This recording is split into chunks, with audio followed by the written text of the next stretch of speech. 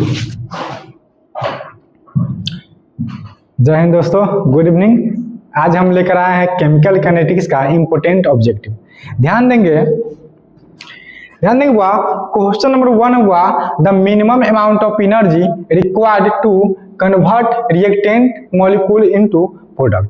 बोला अभिकारक अणुओं को उत्पादन में परिवर्तित होने के लिए आवश्यक न्यूनतम ऊर्जा होता है। ध्यान देंगे हुआ जो मिनिमम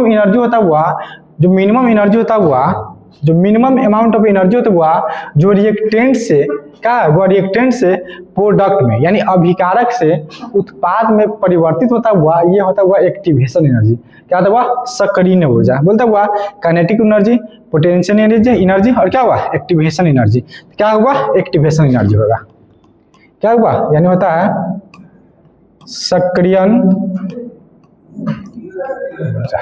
याद हुआ जो रिएक्टेंट से क्या था, रिएक्टेंट से किसमें? प्रोडक्ट में कन्वर्ट करता हुआ तो ये क्या करता हुआ? एक्टिवेशन एनर्जी यानी सक्रियण ऊर्जा। चलिए दूसरा हुआ the rate at which A substance react depend upon its. बोलता हुआ किसी वस्तु के प्रतिक्रिया करने का दर निर्भर करता है। यानी बोलता हुआ जो रेट ऑफ रिएक्शन हुआ ये किस पर निर्भर करता है? तो बोलता है एटॉमिक मास, इक्विवेलेंट मास, क्या मोलिकुलर मास, एक्टिव मास। तो वो याद देखिए जो रेट ऑफ रिएक्शन होता है, जो रेट ऑफ रिएक्शन हुआ ये डिपेंड करता हुआ एक्टिव मास पर। क्या हुआ? एक्टिव मास पर। उसको बोलते हैं सक्रिय द्रव्यमान। क्या हुआ? सक्रिय द्रव्यमान। तो याद रखिए जो रेट निर्भर किस पर करता हुआ? एक्टिव मास पर। तीसरा हुआ the rate of a chemical reaction. बोलता हुआ किसी रासायनिक अभिक्रिया का दर, जो रेट ऑफ रिएक्शन तो हुआ ये बोलता है कि टाइम के साथ इंक्रीज होता है या टाइम के साथ डिक्रीज होता है या डिक्रीज भी क्या डिक्रीज होता है, टाइम के साथ डिक्रीज और इंक्रीज दोनों होता है। या बोलता है रिमेन कांस्टेंट विद टाइम, ये समय के साथ क्या हुआ मतलब फिक्स होता है यानी स्थिर होता है। ध्यान देंगे मान लो कि A प्लस बी जो रिएक्टेंट बना, A प्लस बी क्या हुआ? रिएक्टेंट बना जो क्या बना? C plus D. तो वो जो A प्लस बी से जो रिएक्टेंट हुआ जो C प्लस डी बनेगा हुआ तो जो रिएक्टेंट C प्लस डी बनने में जो समय लगेगा हुआ इस समय के साथ क्या हुआ? डिक्रीज करेगा। क्या हुआ? समय के साथ डिक्रीज करेगा। क्या हुआ? Decrease with time. इसके हुआ द केमिकल रिएक्शन। देखो एक केमिकल रिएक्शन हुआ दिया हुआ, देखो केमिकल रिएक्शन ये दिया हुआ। अब वो बोलता हुआ इस रिएक्शन हुआ एक फास्ट एक क्या हुआ? स्लो। देखो इसमें फास्ट भी दिया हुआ और स्लो रिएक्शन, फास्ट रिएक्शन भी दिया हुआ और स्लो रिएक्शन। अब बोलता हुआ रेट ला एक्सप्रेशन, वह इसमें बोलता है रेट ला एक्सप्रेशन यानी वेग नियम के अनुसार हुआ इसका रेट ला लिखिए। देखो जब भी रेट ला इक्वेशन लिखते हुआ तो एक होता स्लो रिएक्शन, एक होता फास्ट रिएक्शन हुआ। तो जो स्लो रिएक्शन हुआ उसका हम लोग रेट ला इक्वेशन लिखते हैं। अब ध्यान देंगे हुआ अब स्लो रिएक्शन क्या ये है तो इसका रेट ला इक्वेशन क्या होगा? रेट बराबर हो जाएगा के कांस्टेंट एक्टिव, क्या एक्टिव मास अब क्या हो जाएगा? O इनटू एक्टिव मास अब क्या हो जाएगा? O3 हो जाएगा। तो ये रेट एक्सप्रेशन हो गया। ध्यान देंगे थोड़ा सा, इसको इक्वेशन मान लेते हुआ 3, ठीक है। इसको मान लेते इक्वेशन फर्स्ट, इसको मान लेते हुआ इक्वेशन सेकेंड और इसको क्या हुआ? इक्वेशन थर्ड मान लेते हैं। अब ध्यान देंगे हुआ इसको हुआ हम लोग जानते हुआ एक फॉर्मूला जानते हुआ इक्विलिब्रियम कांस्टेंट। इक्विलिब्रियम कांस्टेंट ठीक हुआ। इक्विलिब्रियम कांस्टेंट का फॉर्मूला तो हुआ के बराबर हुआ active mass of C into active mass of D बटा क्या हुआ? Active mass of A into active mass of क्या हुआ? B। अब ध्यान देंगे हुआ यानी होता है प्रोडक्ट बाय रिएक्टेंट। क्या हुआ? Product bye reactant. अब ध्यान देंगे हुआ एक मिनट, तो के का क्या हो जाएगा हुआ? अब देखो प्रोडक्ट, अब देखो फास्ट में हुआ क्या? प्रोडक्ट क्या हुआ? देखो ये क्या हुआ? ये रिएक्टेंट है क्या हुआ? प्रोडक्ट। तो प्रोडक्ट बाय रिएक्टेंट तो क्या हो जाएगा? Active mass of O2 into active mass of O क्या जाएगा? एक्टिव मास ऑफ O3 या कंसंट्रेशन ऑफ O2 बोल सकते हैं इनटू कंसंट्रेशन ऑफ O बटे क्या कंसंट्रेशन ऑफ O3 ऐसे बोल सकते हैं। अब ध्यान देंगे बुआ इसमें बुआ अगर हम O का मान निकालेंगे बुआ अगर बुआ उसमें O का मान निकालेंगे तो 1 कर देंगे बुआ इस प्रकार से क्रॉस मल्टीप्लिकेशन तो क्या आ जाएगा बुआ O2 O इंटू क्या आ जाएगा गुना आ जाएगा K इंटू O3 हो जाएगा। अब देखो बुआ तो O बराबर क्या आ जाएगा बुआ K इंटू क्या आ जाएगा O3 बटा क्या आ जाएगा बुआ मतलब O2 हो जाएगा। बुआ कंसंट्रेशन ऑफ O बराबर क्या आ जाएगा बुआ कंसंट्रेशन ऑफ O बराबर हो जाएगा बुआ K कांस्टेंट क्या O3 बाई क्या O2। चलिए अब ध्यान देंगे putting the value of O in equation third. अब हुआ इन इक्वेशन 3 में O का मान रखेंगे। इक्वेशन 3 क्या हुआ रेट बराबर हो जाएगा हुआ K कांस्टेंट एक्टिव मास। देखो एक्टिव मास क्या है हुआ तो क्या है इक्वेशन 3 में O है और O3 है ना तो क्या हो जाएगा active mass of O into active mass of O3 ये इक्वेशन थर्ड है बुआ। अब इसमें वैल्यू रखेंगे बुआ तो क्या हो जाएगा R बराबर हो जाएगा K कांस्टेंट O तो O की जगह क्या हुआ O की जगह वो बुआ है K गुने K क्या O3 क्या हुआ O2 है। अब देखो ये बचा हुआ O3 ये तो क्या हो जाएगा इसका O3 हो जाएगा। चलो अब देखो बुआ रेट ऑफ रिएक्शन बुआ देखो बुआ ये दोनों कांस्टेंट है बुआ तो ये दोनों कांस्टेंट एक कांस्टेंट ले K लिख देंगे ठीक है। अब देखो O3 तो कितना हुआ O3 और क्या है O3 लिख लीजिए बटा क्या जाएगा बुआ O2 हो जाएगा। अब ध्यान देंगे बुआ R बराबर होता है बुआ K का K। अब देखो बुआ O3 1 कितना हो जाएगा O3 के स्क्वायर हो जाएगा यानी O3 स्क्वायर। अब क्या हो जाएगा O2 एक्टिव मास दे दीजिएगा। अगर यहाँ पर रेट वाला इक्वेशन निकालते हुआ तो क्या हो जाएगा R बराबर क्या हो जाएगा K कांस्टेंट O3 2 देखो ये भाग में ऊपर में गुना में जाएगा क्या इनवर्स हो जाएगा क्या जाएगा O2 क्या होगा -1। तो याद रखिए कि जो रेट एक्सप्रेशन क्या हो जाएगा O3 के 2 क्या O2 -1 तो क्या हो जाएगा इसमें ऑप्शन देख लीजिए इसमें कौन ऑप्शन हो जाएगा इसमें वो ऑप्शन हो जाएगा इसमें ऑप्शन तो कोई दिया हुआ नहीं है। इसमें ऑप्शन हो जाएगा क्या हो जाएगा इसके पास 2 है पावर में इसके ना -1 है तो ऑप्शन क्या हुआ बी मार लीजिए बना लीजिएगा। इसके बाद the temperature coefficient of most of the reaction lies between which of the following बोलता है अधिकांश अभिक्रियाओं के लिए टैप गुणांक का मान निम्नलिखित में किसके बीच में रहता है। देखो जो रिएक्शन था जो अधिकांश कोएफिशिएंट रिएक्शन था जो कितना था 2 और 3 के बीच रहता है यानी ऑप्शन में क्या जाएगा ये हो जाएगा। इसके बाद the rate of chemical reaction देखो केमिकल रिएक्शन दिया हुआ 2A + B जो रिएक्टेंट है जो बनता हुआ C क्या हुआ C जो प्रोडक्ट है can be represented by which of the flowing बोलता है रासायनिक अभिक्रिया में 2A + B जो रिएक्टेंट है C के दर देखो यहाँ बोलता है रेट ऑफ रिएक्शन निकालने के लिए। देखो रेट ऑफ रिएक्शन हुआ तो रेट ऑफ रिएक्शन को क्या ये रिएक्टेंट हो जाएगा ये क्या आ जाएगा प्रोडक्ट हो जाएगा। देखो रिएक्टेंट का जो फॉर्मूला होता है माइनस क्या हुआ माइनस क्या होता है delta active mass of reactant by क्या हुआ डेल्टा टी होता है। एक फॉर्मूला ये होता है रिएक्टेंट का। प्रोडक्ट फॉर्मूला क्या हुआ प्लस या प्लस नहीं लिखेंगे क्या डेल्टा रिएक्टेंट बराबर हो जाएगा तो plus delta active mass of product by delta T या डेल्टा के जब हम लोग यूज करते हैं डी का क्या हुआ डी का यूज करते हैं ध्यान देंगे बुआ। तो अब इसके लिए वो लिखना है तो क्या हो जाएगा इसका रिएक्शन हो जाएगा रेट ऑफ रिएक्शन हो जाएगा बुआ क्या देखो कोएफिशिएंट बाहर निकालने का -1/2 डेल्टा मान लो, डेल्टा एक्टिव मास ऑफ ए बटा क्या हो जाएगा dt हो जाएगा।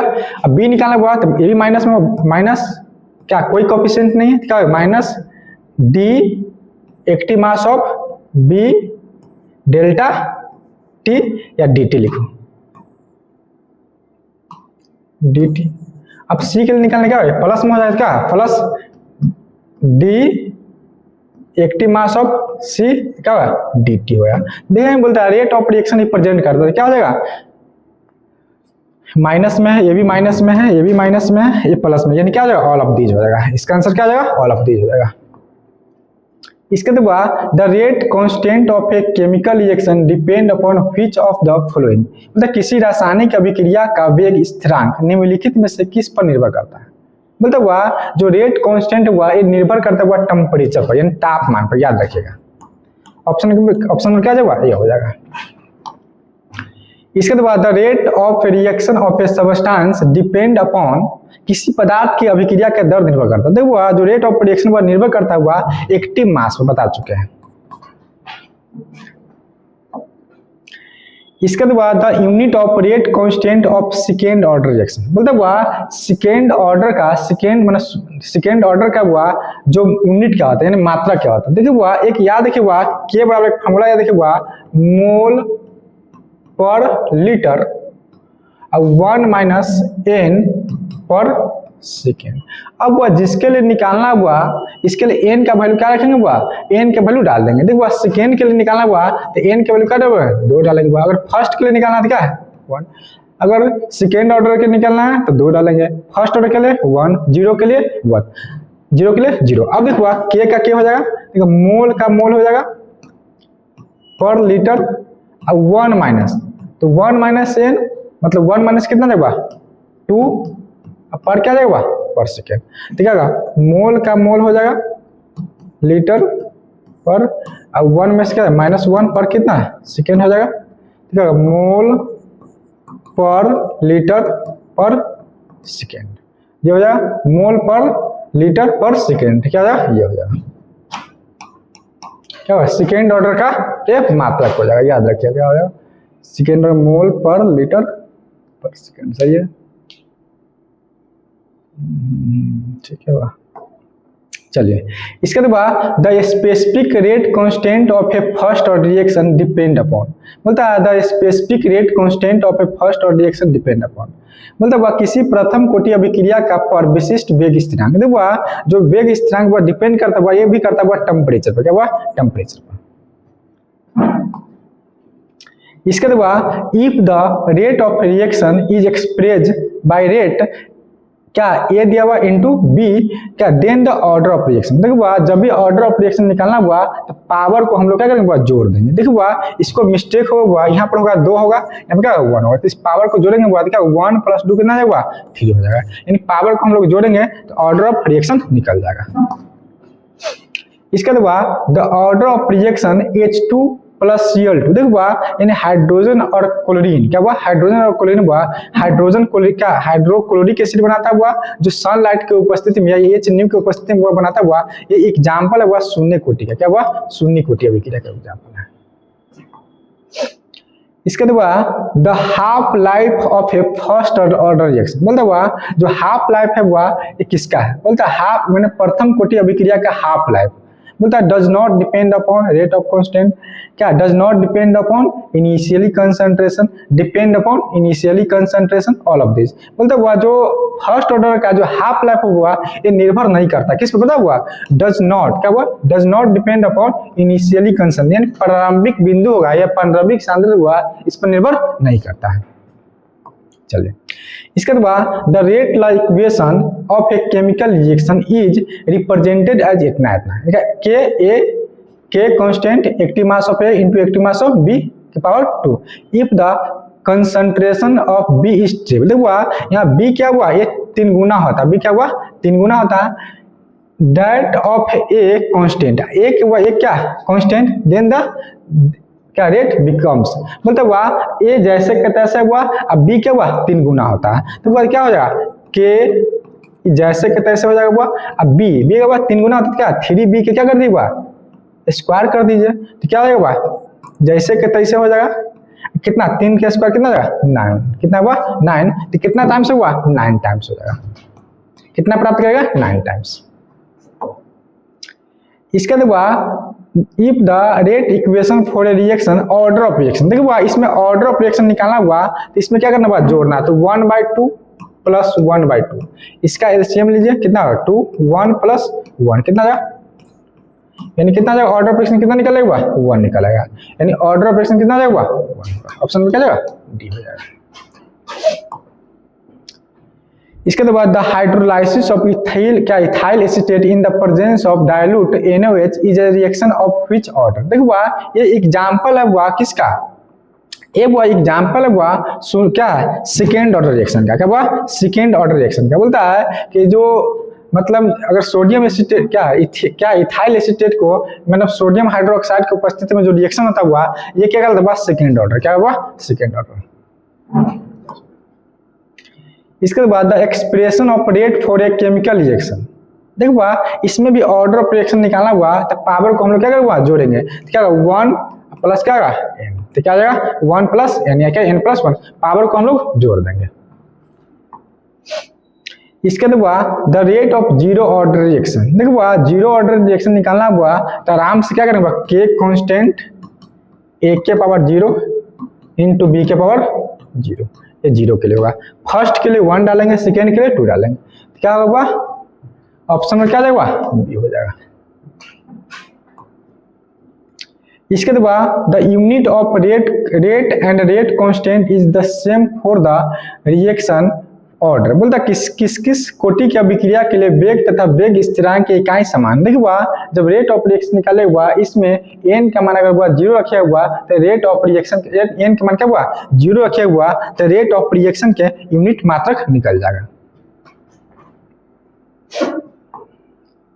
अब वो बोलता है which represent a zero order reaction, बोलता हुआ कौन शून्य कोटि प्रतिक्रिया को दिखाता है, वह जीरो ऑर्डर रिएक्शन वह रिप्रेजेंट करता है। वह इसमें याद रखिए, वह ऑप्शन नंबर क्या हुआ, बी, इसको देख लीजिएगा। इसके बाद for a zero order reaction, मतलब हुआ शून्य कोटि अभिक्रिया के लिए, देखो वह जो शून्य कोटि अभिक्रिया होता हुआ जो हाफ लाइफ होता हुआ ये इनिशियल कंसंट्रेशन के समानुपाती होते हैं, यानी T half initial concentration of A. इसके बाद T half for the first order reaction, मतलब हुआ जो फर्स्ट ऑर्डर रिएक्शन को जो हाफ लाइफ होता हुआ यह तो 0.693 बाई क्या जाएगा, की हो जाएगा, याद रखिए। तो ऑप्शन में क्या जाएगा, बी हो जाएगा। इसके which of the following is not a first order reaction, बोलता हुआ इनमें से कौन फर्स्ट ऑर्डर रिएक्शन नहीं है। तो याद रखिए भाई इसमें एग्जांपल में कौन फर्स्ट रिएक्शन है, हुआ ए नहीं है, बी है, सी है, यानी याद रखिए फर्स्ट रिएक्शन हुआ ए क्या हुआ, ए नहीं है, इसको याद रखिएगा। इसके बाद the temperature depends upon of the rate of a chemical reaction can be explained bye Arrhenius समीकरण। देखो आर्हेनियस ने एक समीकरण दिया तो के बराबर क्या था, A minus A by R T. देखिए आर्हेनियस ने एक समीकरण दिया था, ये कांस्टेंट क्या के बराबर A minus A by R T, option में क्या जाएगा, बी हो जाएगा। इसके बाद फीज स्टेटमेंट फॉर द इक्वेशन, देखो ये इक्वेशन किसके लिए क्या सटीक है, किसके लिए सही है। देखो के बराबर बोलता है रेट कांस्टेंट, ए बराबर बोलता है आर्हेनियस फैक्टर, फ्रीक्वेंसी फैक्टर सही है, ये बराबर होगा एक्टिवेशन एनर्जी, यानी क्या होगा इसमें हो जाएगा ऑल ऑफ दीज हो जाएगा, क्या होगा ऑल ऑफ दीज हो जाएगा। इसके बाद the unit of first order reaction प्रथम कोटि अभिक्रिया का मात्रक, देखो जब प्रथम कोटि अभिक्रिया वो मात्रक निकालेगा हुआ तो आराम से आप लोग ये फॉर्मूला डालेगा के बराबर मोल पर लीटर क्या होगा 1 माइनस क्या आ जाएगा एन क्या जाएगा पर सेकेंड। तो अब लिखवा एन के वैल्यू क्या लिखवा यानी 1 डालिए, तो क्या हो जाएगा मोल पर लीटर 1 में से 1 जाएगा, कितना आ जाएगा पर सेकेंड। अब देखो के क्या हुआ 1 में से 1 जाएगा तो कितना 0 हो जाएगा, मोल पर लीटर कितना 0 क्या जाएगा पर सेकेंड। अब देखो किसी चीज का हुआ 0 होता है क्या 1 होता है, तो 1 गुना क्या जाएगा पर सेकेंड, क्या जाएगा पर सेकेंड। ऑप्शन क्या जाएगा बी हो जाएगा। इसका देखो rate of reaction depend upon, अभिक्रिया का वेग निर्भर करता है। देखो concentration of reactant, temperature, pressure, all of this. तो याद देखिए ये सब पर निर्भर करता है, क्या जाएगा ऑल ऑफ दिस हो जाएगा। इसके बाद which of the following does not show rate of reaction, वो इसमें रेट ऑफ रिएक्शन को रिप्रेजेंट नहीं करता। देखिए वो इसका हो जाएगा वो माइनस डेल्टा PCl फाइव क्या हो जाएगा डेल्टा T हो जाएगा, ये भी सही है। इसके बाद हो जाएगा प्रोडक्ट है प्लस लगेगा क्या प्लस डेल्टा PCl 3 क्या हो जाएगा डेल्टा T हो जाएगा। इसमें क्या हो जाएगा plus Cl2 by delta T। देखो इसमें कौन कौन सही है, ये भी सही है, ये भी सही है, ये क्या बा गलत है, तो क्या जाएगा ऑप्शन में क्या जाएगा सी हो जाएगा, जो रिप्रेजेंट नहीं करता किसको मतलब रेट ऑफ रिएक्शन को। चलिए